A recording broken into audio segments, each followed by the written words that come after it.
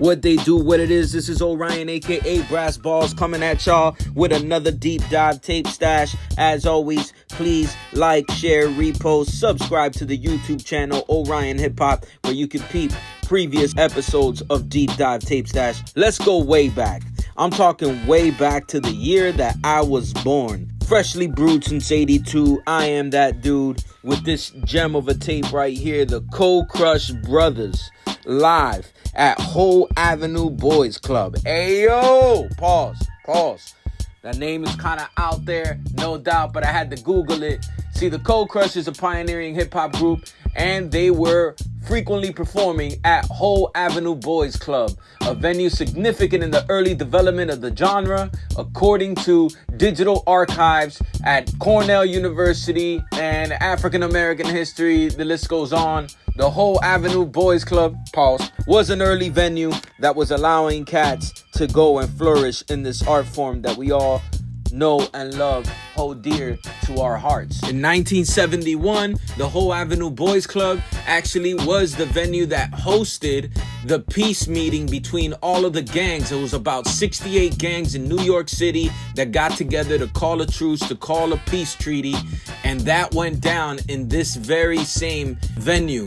And this historic treaty between all the South Bronx gangs lasted up until the crack cocaine era hit in the 80s. That peace treaty meeting is actually what inspired the infamous scene in the movie The Warriors, when Osiris wanted to get all the gangs in New York together. Can you dig it? Now, the Kool G Brothers was made up of the following members: Easy A.D., DJ Tony Tone, aka DJ Tony Crush, Charlie Chase, Grandmaster Kaz, Hoskins, KG the Aw, JDL, and here's one that many might not know or even conceive, but apparently, according to Discogs, Kool G Rap. Yes, the Kool G Rap, legendary Kool G Rap, at some point was brought into the Kool G Brothers. Man, if you got an interview on that, link me. I would like to hear the background on that, because that is news to me, and that only came about upon me researching this. Shout out to my brother DJ XS, who told me that he had this tape for me around the time of my birthday. He wanted to hook me up, and I was at his crib the other day and finally gave me this tape that he's been telling me about for a minute. Now, the tape says that it features a slew of guests, some special guests in there. That is WizKid, the Imperial MCs. That's all on side 2 of this tape. It's a really dope tape because you get the live feel of the hip-hop essence of what was going on back in the days in 1982. Excess got hooked up with this through a homie of his who was given this tape by none other than the photographer, Joey Kane, a.k.a.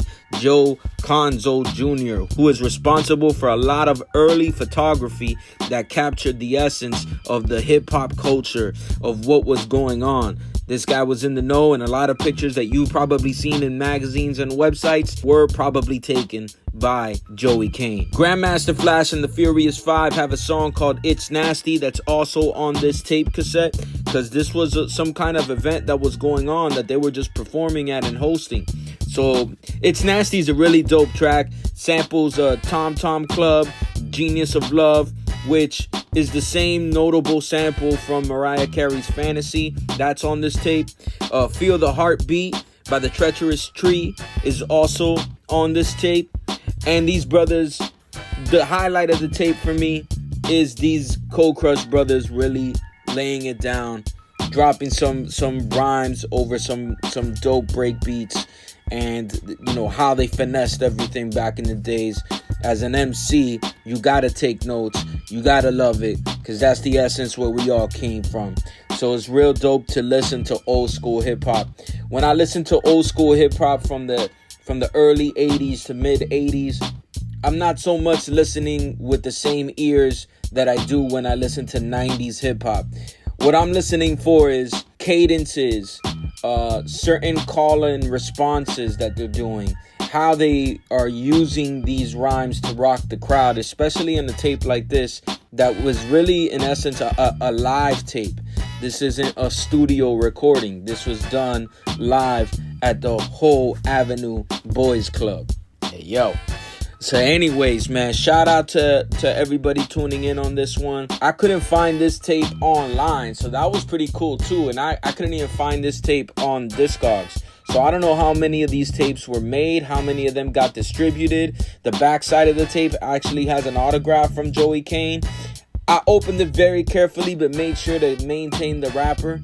And I was able to put the tape back in the wrapper and everything, dog. You know how I do, put it back in the archive. But I had to take a listen to it.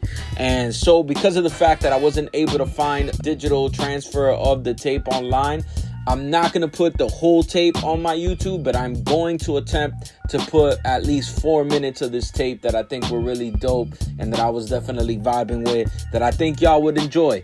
So the only reason I probably won't put it up is if I get some type of strike on that. You feel me? With that said, that completes this episode. Peace out, y'all.